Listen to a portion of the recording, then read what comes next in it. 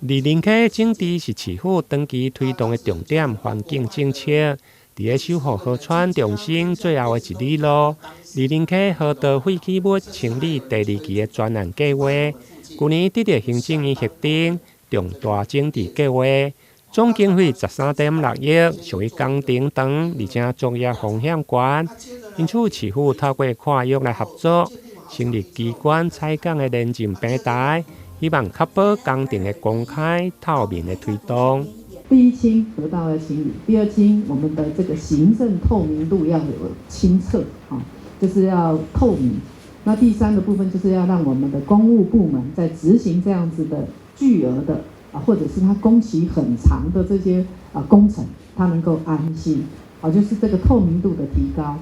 那大家可以安心做事，這個是非常重要的。也謝謝我們林政署成立這樣子的平台，包括黃偉哲市長相當大的重視。我們在台南市已經是第11個，那是我們環保局的第2個成立廉政平台的。那之前的是城西焚化爐，也是一個非常重大的工程。你們願意提出一個所謂的類似整治計劃，那個整治計劃的報到我們這個所謂的行政院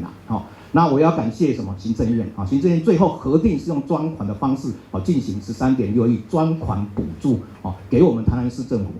那我們台南市政府呢也願意來承受然後繼續的話繼續來執行這個我們前面的講說第2期的這個部分